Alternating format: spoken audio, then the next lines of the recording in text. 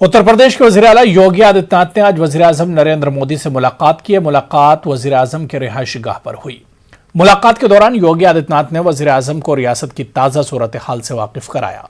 साथ ही असेंबली इंतखाबात और काबीना की तौसीक को लेकर भी बातचीत हुई। मुलाकात के बाद योगी आदित्यनाथ ने ट्वीट किया और वज़ीर आज़म नरेंद्र मोदी का शुक्रिया अदा किया। योगी आदित्यनाथ ने बीजेपी सदर जेपी नड्डा से भी मुलाकात की।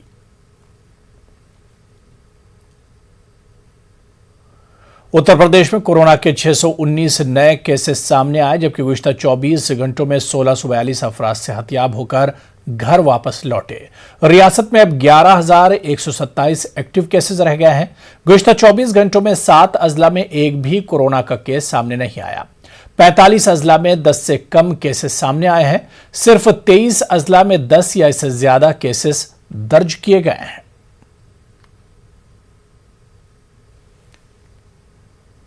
कोरोना का खतरा भी टला नहीं, लेकिन मेरठ में बीजेपी के ही एक मकामी लीडर चौराहों पर बैनर पोस्टर लगवाकर लोगों से मास्क न पहनने की अपील कर रहे हैं। बीजेपी के मकामी लीडर देवेंद्र ने इस तरह का बैनर लगवाकर अब अपनी ही पार्टी के लिए परेशानी पैदा कर दी है, जिसकी वजह से पार्टी लीडरान को सफाई देना मुश्किल हो रहा है। इतना कहना है इसमें कि ये अज्ञानतावश इस तरह की भूल उससे हुई है। उसने अपनी भूल को स्वीकार भी किया है। हम लोगों को जैसी जानकारी में आया, जैसी उससे बात हुई है, उसने तुरंत उस होर्डिंग को हटाया और वास्तव में से अज्ञानता का प्रतीक है, उसे स्वीकार भी किया है। क्योंकि देश के यशस्वी प्रधानमंत्री और माननीय मुख्यमंत्री हमारे उत्तर प्रदेश के आदरणीय योगी आदित्यनाथ जी हमेशा मास्क लगाने के लिए और 2 गज की दूरी के लिए सबसे निवेदन कर रहे हैं। और मेरा यही आग्रह है कि इस तरह का ठीक नहीं है। उसने अपनी स्वीकार की है गलती को और उसे चेतावनी भी दी गई है संगठन के द्वारा। और मुझे लगता है कि हम लोग अपनी सुविधा के लिए भी, अपनी सावधानी के लिए भी ये आवश्यक है कि हम लोग मास्क लगाकर और परस्पर जो सोशल डिस्टेंसिंग है उसे मेंटेन रखें। मरकजी हुकूमत की वैक्सीनेशन मुहिम को कामयाब बनाने के लिए अब यूपी पुलिस भी अपना अहम किरदार अदा करेगी। इलाहाबाद जोन के इंस्पेक्टर जनरल ऑफ पुलिस की सरबराही में एक खुसूसी टीम तश्कील दी गई। यह टीम समाजी तंजीमों के साथ मिलकर टीकाकारी का दायरा बढ़ाने और वैक्सीन के ताल्लुक से फैलाई जाने वाली अफवाहों का सद्देबाब करेगी। आईजी का कहना है कि कोरोना वबा की पहली लहर के दौरान पुलिस एहलकारों की टीकाकारी की गई थी। यही वजह है कि कोरोना की दूसरी वबा के दौरान पुलिस एहलकार पूरी तरह से महफूज हैं। ये देखिए, मैं आपके माध्यम से अपील करना चाहता हूं कि पूरी दुनिया में और जितने भी एक्सपर्ट्स हैं वो ये कह रहे हैं अगर कोरोना से बचाव का जो सबसे कारगर हथियार है, सबसे कारगर शस्त्र है वो वैक्सीनेशन है। जहां मास्क है, सोशल डिस्टेंसिंग है, उन सब के साथ साथ जो सबसे प्रभावी औजार है कोरोना से लड़ने का तो वो वैक्सीनेशन है। और मैं आपको ये बताना चाहता हूँ कि हमारी जो रेंज है उसमें लगभग 13,000 लोग हैं, 14,000। यूपी के शहरी इलाकों में टीकाकारी के ताल्लुक से आम लोगों में जहां एक तरफ बेदारी फैल रही, वहीं दूसरी तरफ देही इलाकों में अभी भी कोरोना वैक्सीन को लेकर लोगों में तरह तरह की गलतफहमियां पाई जा रही हैं। इलाहाबाद प्रेस क्लब ने देही इलाकों में टीकाकारी की मुहिम को कामयाब बनाने का बीड़ा उठाया है। इलाहाबाद प्रेस क्लब से वाबस्ता सहाफी रजाकाराना तौर से देही इलाकों में लोगों को वैक्सीन लगवाने के लिए आमादा करेंगे। प्रेस क्लब का कहना है कि जब तक देही इलाकों में वैक्सीनेशन की मुहिम शुरू नहीं की जाएगी, कोरोना की वबा पर काबू पाना मुश्किल होगा। देखिए, कोरोना महाआपदा में पूरा देश, समाज, मानवता जो है पीड़ित हो रही है, संक्रमित हो रही है। इसके लिए बहुत जागरूकता की आवश्यकता है और जो टीकाकरण एक बहुत आवश्यक कदम है और इसमें भ्रांति किसी प्रकार का स्वीकार नहीं होना चाहिए। खासकर जो हमारे गांव के जो भाई बहन, जो हमारे कृषक भाई लोग हैं, मजदूर भाई लोग हैं, जो गांव में विशेषकर जो आबादी है, उनमें एक अफवाह सी जो है उत्पन्न हो गई है कि वैक्सीन को लेके। तो हम समझते हैं मीडिया कर्मी के रूप में एक जागरूक नागरिक होने के नाते कि किसी प्रकार की भ्रांति का शिकार नहीं होना चाहिए। उत्तर प्रदेश खवातीन कमीशन के रुकन मीना कुमारी के बयान की चार जानिब से मजम्मत की जा रही। समाजी कारकुन ताहिरा हसन ने मीना कुमारी के बयान की सख्त मजम्मत की। ख्याल है कि गुज़िश्ता रोज मीना कुमारी ने कहा था कि लड़कियों को मोबाइल फोन नहीं देना चाहिए। प्रदेश महिला आयोग की मेंबर मीना कुमारी का जो स्टेटमेंट, बिजार स्टेटमेंट है, उसको मैं बहुत सख्त अल्फाजों में उसको कंडेम करती हूँ। आई condemn it in very strong words. उन्होंने जिस तरह की बात कही है, एक जिम्मेदार पोस्ट पे होते हुए, कि लड़कियों को मोबाइल न दिया जाए, अगर दिया जाए तो उनको चेक करते रहे। उन्होंने क्या समझाया कि लड़कियां कोई भेड़ बकरियां हैं जिनको कंट्रोल करना, उनका कोई अपना दिमाग नहीं होता है। और इसके अलावा वो इस पोस्ट पे महिला आयोग की मेंबर होने के बाद इतना एंटी वीमेन और इतना शॉकिंग स्टेटमेंट देने के बाद अब उन्हें कोई हक नहीं बनता कि वो इस पोस्ट पे, इस रिस्पॉन्सिबल पोस्ट पे बनी रहे। उनको मुल्क में पेट्रोल डीजल की कीमतों में मुसलसल हो रहे इजाफे के खिलाफ आज कांग्रेस पार्टी ने अलीगढ़ में भी एहतजाजी मुजाहरा किया। कांग्रेस ने एक साल में 45 मरतबा पेट्रोल डीजल की कीमतों में इजाफे को लेकर बीजेपी को सख्त तनकीद का निशाना बनाया।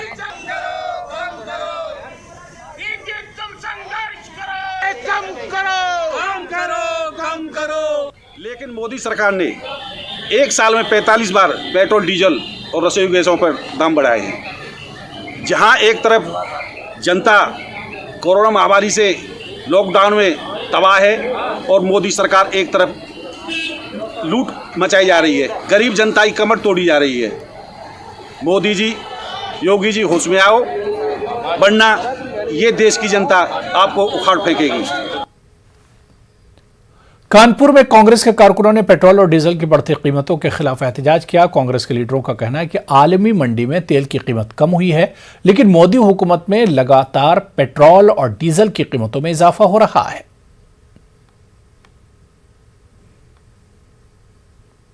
हम अपनी देश की गरीब जनता की जेब को बचाने के लिए संघर्ष कर रहे हैं। देश की जो केंद्र सरकार है वो लुटेरी है, वो आम गरीब जनता की जेबों को लूटकर सरमाएदारों की जेब भरने का काम कर रही है। अडानी अंबानी के घर को बनाने का काम कर रही है। देश का प्रधानमंत्री नरेंद्र मोदी अपने लिए महल बनाने का प्रयास कर रहा है, गरीबों के घर को उजाड़ने की बात कर रहे हैं। लोगों के पास खाने को पैसा नहीं है, घर चलाने को ले, खेती महंगी होती जा रही क्योंकि लागत महंगी और डीजल महंगा हो रहा है, पेट्रोल से भाड़े बढ़ रहे हैं और लोगों के पास पैसा नहीं, इतना टैक्स बढ़ा दिया है। 13 महीने में पेट्रोल और डीजल के दाम 23 से 25 रुपए के बीच में 42 बार बढ़ोतरी की गई। ऐसे में हिंदुस्तान की आम जनता के ऊपर जो बोझ पड़ रहा है, दिन पे दिन पेट्रोल और डीजल पे सरकार टैक्स लगा रही है, क्रूड ऑयल सस्ता हो रहा है। ये कौन सी डकैती और लूट की अर्थशास्त्र सीखकर भारत का प्रधानमंत्री देश की जनता को मौत के मुहाने पे खड़ा कर रहा है। गाजियाबाद में एक सनसनीखेज मामले का इंकशाफ हुआ है। यहां एक दरिंदा सिफत बेटे ने रिश्तों की हुर्मत को तार तार करके अपने वालिद का कत्ल कर दिया।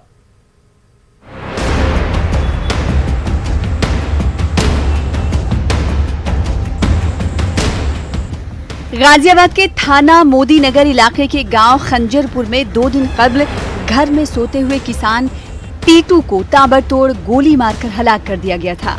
पुलिस इस मामले की छानबीन कर रही थी। पुलिस की छानबीन में हैरानकुन सच सामने आया है। टीटू को गोली मारकर हलाक करने वाला उनका अपना इकलौता बेटा ही निकला। बेटा विकास चौधरी अपने वालिद का कातिल निकला। पुलिस ने कत्ल की गुत्थी को सुलझाने के लिए टीमें तश्कील दी थी और पुलिस ने कई मकामात पर दबिश दी। पुलिस की छानबीन में इंकशाफ हुआ कि टीटू का कातिल कोई और नहीं, उनका अपना बेटा विकास चौधरी है। पुलिस के मुताबिक विकास चौधरी ने अपने साथियों अरुण और भानु को पैसे का लालच देकर अपने वालिद का कत्ल करवा दिया। कत्ल की वजह वालिद के नाजायज ताल्लुकात और जायदाद का तनाजा था। महलूक टीटू अपनी जायदाद को फरोख्त करना चाहता था, लेकिन बेटा विकास चौधरी इसके खिलाफ था। इसी वजह से उसने इस दर्दनाक वाक़े को अंजाम दिया। पुलिस ने विकास चौधरी, अरुण और भानु को गिरफ्तार कर लिया है। आज पूरा अनावरण किया जा रहा है। इसमें 3 अभियुक्त गिरफ्तार किए गए हैं, विकास चौधरी, अरुण और भानु। विकास चौधरी मृतक जो है उसका इकलौता बेटा है और अरुण और भानु दोनों ही इसके मित्र हैं। इसने लगभग 2 लाख रुपए इनसे बात की थी अरुण और भानु से कि आपको हम 2 लाख रुपए देंगे और आप मेरे पिता की हत्या कर दीजिए। अरुण भानु भी जानकार थे। उस दिन घटना स्थल पे जो कि घेर बना हुआ है वहाँ पर ये आराम से बात करके अंदर घुसे और फिर उन्होंने एक कृत्य किया। गाजियाबाद में रोनमा होने वाले दर्दनाक वाक़े ने एक मर्तबा फिर इस बात को सच साबित किया है कि मौजूदा वक्त में लोग इतने मगन हो गए हैं कि वो खूनी रिश्तों के तकद्दुस को भी पामाल कर बैठते हैं। मुहज़्ज़ब समाज को इस तरह के वाक़यात के तदारुक के लिए ठोस इक़दामात करने की ज़रूरत है, ताकि खासकर हमारे नौजवान नस्ल बेराह रवी की शिकार होकर इस तरह की वहशियाना हरकत से बाज आए, जिससे इंसानियत का सर शर्म से झुक जाता हो। न्यूज़ 18 उर्दू के लिए गाजियाबाद से रोहित की रिपोर्ट। शराब ने हजारों घर बर्बाद किए हैं। आज समाज में फैल रही बुराइयों के लिए शराब ही जिम्मेदार है। हाल ही में अलीगढ़ में जहरीली शराब पीने से 100 से ज्यादा अफराद अपनी जिंदगी से हाथ धो बैठे हैं। अलीगढ़ के रहने वाले विशु विजय सिंह ने शराब पर पाबंदी आयद करने का मुतालबा करते हुए भूख हड़ताल शुरू की। समाजी तंजीमों के अलावा तलबा तंजीमों ने भी इनकी तायद की है। शराबबंदी की उसमें समाज इससे बहुत उत्पीड़ित है, बहुत अच्छा समर्थन मिल रहा है, हमें सबका भावनात्मक मिल रहा है। आ रहे हैं बहन बेटियां हमारी बहुत परेशान हैं इस चीज़ से। घरेलू हिंसा ये मेन जड़ है, ये सबकी ये घरेलू हिंसा का कारण है और डाइवर्स का कारण है, ये सबकी जड़ है। ये हमारी एक मुहिम चल रही है जो विश्व विजय सिंह जी के नेतृत्व में चल रही है शराबबंदी को लेकर। आज हम लोग उसके समर्थन में आए हैं और समर्थन इसलिए है कि ये शराबबंदी जो मिशन इन्होंने चलाया है ये समाज सुधार के लिए चलाया है, क्योंकि ये इतनी बड़ी बुराई है जो घर के अंदर तक घुस गई है और युवाओं को ये खोखला कर रही है। तो इसलिए इसके विरोध में हम युवा बढ़कर आगे आए हैं और हम इसका विरोध करते हैं और हम शराबबंदी का समर्थन करते हैं। गाजियाबाद में शराब माफियाओं पर इंतजामिया का शिकंजा कसता जा रहा है। अलीगढ़ जैसे वाकयात रूनुमा न हो, इसलिए ताबड़तोड़ छापेमारी जारी है। महकमा आबकारी के अफसर RK सिंह और थाना इंचार्ज की क़यादत में रेस्तल खादर में छापे मारे गए। इस दौरान 32 किलोग्राम लहन और 140 लीटर कच्ची शराब बरामद की गई।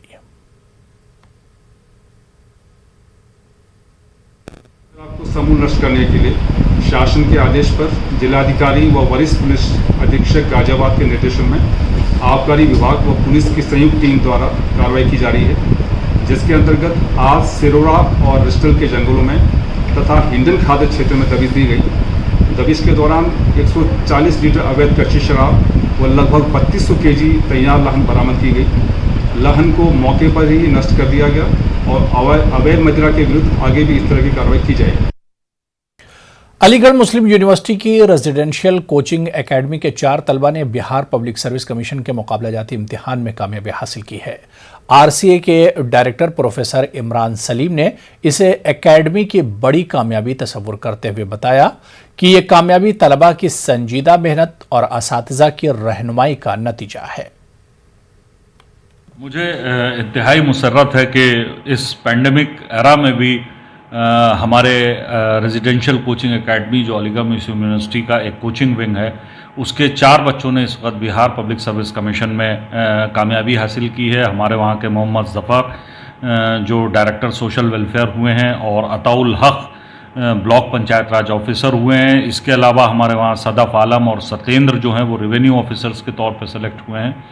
और मैं इन सभी को तहे दिल से मुबारकबाद देता हूँ और मुबारकबाद देता हूँ मैं RCA की फैकल्टी और बाकी जो यहाँ के कर्मचारी हैं उन सबको मैं मुबारकबाद देता हूँ कि they have really contributed from the core of their heart. उन्होंने अपने दिल से इसमें खिदमत के तौर पे काम किया है। अलीगढ़ मुस्लिम यूनिवर्सिटी तलबा यूनियन से अपने सियासी सफर का आगाज करने वाले उत्तर प्रदेश अक़लियती कमीशन के साबिक़ रुकन खालिद मसूद ने राष्ट्रीय लोकदल में शमूलियत इख्तियार कर ली। आज उन्होंने राष्ट्रीय लोकदल के कौमी सदर जयंत चौधरी से मुलाकात करते हुए पार्टी की रुकनीत हासिल की। उन्होंने न्यूज़ 18 उर्दू से बात करते हुए कहा कि किसानों की हिमायत के बगैर कोई भी सियासी पार्टी इक़्तिदार हासिल नहीं कर सकती। खालिद मसूद ने कहा कि फ़िरक़ा परस्त ताकतों को सबक सिखाने के लिए ही उन्होंने RLD में शमूलियत इख्तियार कर ली है। देखिए, सियासी हालात इधर काफ़ी बदले हैं। जब से किसान आंदोलन शुरू हुआ है वो सब हुआ और इस वक्त यूपी के अंदर मुल्क के अंदर फ़िरक़ा परस्त ताकतों को हराने के लिए, बीजेपी को यहाँ हराने के लिए जब तक किसानों के साथ नहीं दिया जाएगा, मज़दूरों के साथ नहीं लिया जाएगा और उस वक्त तक बीजेपी को हराना मुश्किल काम होगा। और बीजेपी को हराने का एक रास्ता है। राष्ट्रीय लोकदल को मजबूत करके समाजवादी गठबंधन में बीजेपी को हराया जा सकता है। उत्तर प्रदेश में 69,000 असातिज़ा की तकर्री में पसमानदा तबके से ताल्लुक़ रखने वालों को ज़ाब्ते के मुताबिक रिजर्वेशन न दिए जाने पर आज आज़ाद समाज पार्टी कारकुनान ने अलीगढ़ के इंचार्ज साबिक रियासती वजीर चौधरी महेंद्र सिंह की क़यादत में जिला कलेक्ट्रेट पर एहतजाज किया। कारकुनों ने एक अर्ज़दाश गवर्नर उत्तर प्रदेश के नाम जिला इंतजामिया के सुपुर्द की।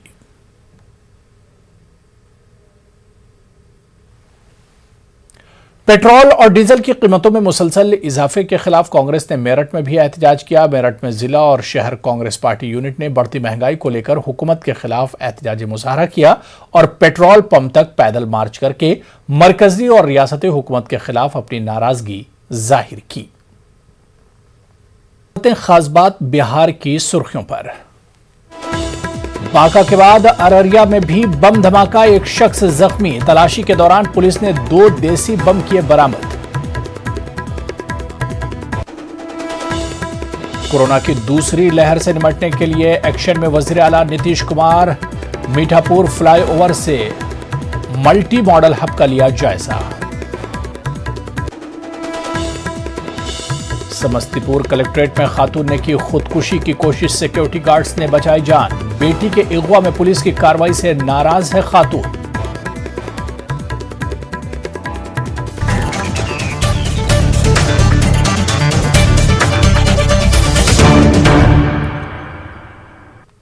बिहार में 4 दिनों के अंदर दूसरा बम धमाका हुआ है। बांका के बाद अब अररिया में धमाका हुआ है जिसमें एक जख्मी हुआ है। पुलिस जांच के लिए पहुंची तो वहां से 2 देसी बम भी बरामद किए। लेकिन प्रथम दृष्टिया संदिग्ध मामला लग रहा है और ये रात को इस तरफ जबकि घर उसका दूसरे तरफ यहाँ आया और उसके बाद ये एक छड़ से लगता है टकरा के ये खुद ही अपना बम लगता है बनाया था। ऐसे पता चला है कि राजा नाम का एक व्यक्ति है जिससे इसकी दुश्मनी थी और इसका आरोप है कि राजा बम मारा है, लेकिन राजा नहीं बम मारा, ये खुद बम बनाया था और ये बम मारने के लिए राजा को जा रहा था। इस सभी बिंदुओं पर जांच किया जा रहा है कि आखिर वास्तविक सच्चाई क्या है। 2 बम बरामद है, जिंदा बम है, यहीं पर रखा हुआ था। ये घर के पीछे तरफ पड़ता है, सुनसान जगह वहाँ पर रखा था और लगता है कि रात को ये लेने आए थे। इसी में छड़ था, छड़ से इनका कुर्ता फंसा है, गिर गया है, जिससे हाथ में बम था वो बम ब्लास्ट किया। बांका के नटोलिया गांव के मदरसे में हुए बम धमाके की जांच जारी है, लेकिन इस मामले पर एनडीए के लीडरों में ही सियासी घमासान मचा हुआ है। बीजेपी रुकन असेंबली हरिभूषण ठाकुर की जानिब से मदरसे पर दिए गए मुतनाज़ा बयान को लेकर बीजेपी तर्जुमान अजफर शमसी ने कहा कि यह उनका निजी बयान है, पार्टी का बयान नहीं है। शमसी के मुताबिक इस तरह से मदरसे के मामले पर बात करना गलत है। उधर महकमे अक़लियती फलाह के वजीर जमा खान ने कहा है कि सुर्खियों में आने के लिए बीजेपी के एमएलए ने मुतनाज़ा बयान दिया है। जमा खान का कहना है कि उन्हें अपने बयान को वापस लेना चाहिए।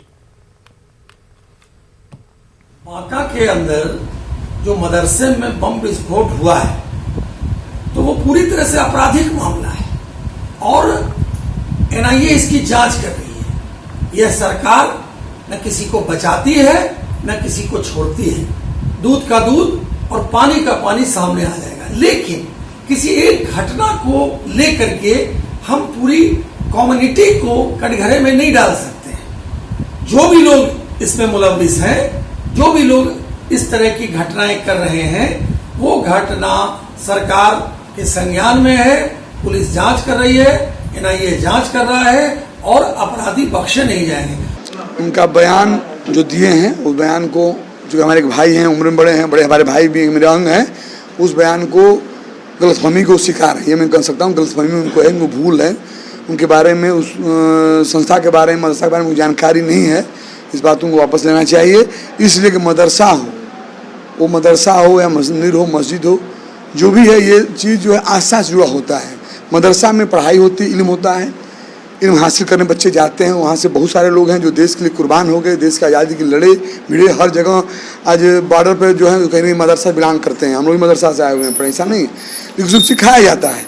व्यक्ति एक बुरा हो सकता है, उस व्यक्ति का बुरा कर सकते हैं। जांच चल रही है, एटीएस जांच कर रहा है। हमारे माननीय मुख्यमंत्री जी को मैं धन्यवाद देना चाहता हूँ, तत्काल उन्होंने जांच लगा दिया है। रिजल्ट बहुत जल्द आ जाएगा। जो भी ऐसा किया होगा उसको छोड़ा बख्शा नहीं जाएगा। कोरोना से सख्ती से निपटने के बाद वज़ीर आला नीतीश कुमार तरक्की के कामों को रफ्तार देने में लग गए हैं। सीएम ने आज पटना में मीठापुर फ्लाईओवर पर मल्टी मॉडल हब का जायजा लिया, जहां 5 मंजिला इमारत बननी है। इस दौरान सीएम के साथ डिप्टी सीएम और सीनियर अफसरान भी मौजूद रहे।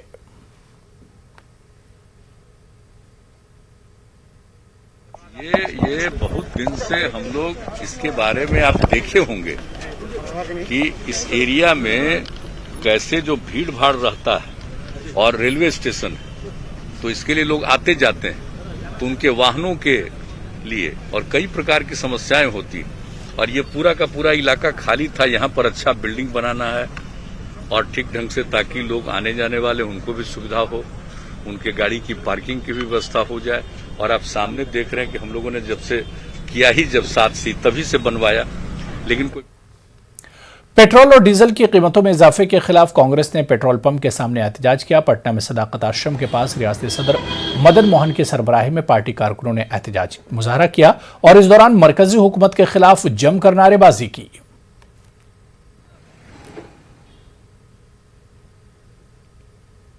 कोरोना के मामलों में कमी के पेश नजर मुख्तलिफ रियासतों में अनलॉक होना शुरू हो गया है। ऐसे में रोजगार के तलाश में बिहार से बड़ी तादाद में माइग्रेंट मजदूर नकल मकानी कर रहे हैं। ट्रेन में टिकट नहीं मिलने पर बसों में भीड़ बढ़ गई है। लोग इसके लिए ज्यादा किराया भी अदा कर रहे हैं। जायजा लिया हमारे नुमाइंदे सुधीर कुमार ने। और अभी हम मुजफ्फरपुर के सदातपुर लोकेशन पर है। यहाँ से भी बस खुलती है और यहाँ से भी दिल्ली, हरियाणा, पंजाब, जयपुर जैसे स्थानों के लिए गाड़ियाँ निकलती हैं और यहाँ भी लोग पैसेंजर्स आते हैं और वो अपने अपने गंतव्य की ओर जाते हैं। बात करेंगे। क्या नाम हुआ? पूजा देव। क्या? पूजा कुमार। पूजा, कहाँ जा रहे हैं? जयपुर। आए कहाँ से आए हैं? समस्तीपुर से। बस से जाइएगा? जी। ट्रेन से क्यों नहीं गए?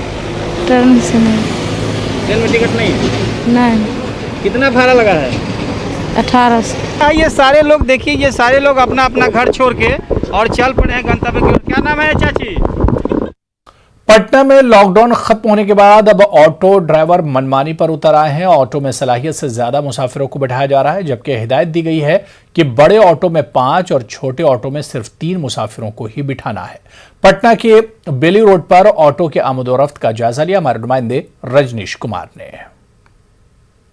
बिहार में अनलॉक लागू होते ही देख सकते हैं कि जो ऑटो चालक हैं या बस चालक हैं किस तरह से यात्रियों को ढो रहे हैं। यानी सरकार ने आदेश दिया था कि 50% सीटों पर ही यात्री बिठाएंगे, लेकिन जरा देखिए राजधानी पटना में एक ऑटो पर आपको हम तस्वीर दिखा रहे हैं, बाकी और ऑटो पर इसी तरह से यात्री को बिठाया जा रहा है और कहीं ना कहीं सोशल डिस्टेंसिंग की साफ तौर से धज्जियां उड़ रही है। तो बीजेपी से मुअत्तल किए गए एमएलसी टन्ना पांडे ने आज दिल्ली में आरजेडी सदर लालू प्रसाद यादव से मुलाकात की। पांडे ने लालू यादव को बिहार की विरासत बताया और साथ ही कहा कि वो बीजेपी में हैं और इसी में रहेंगे।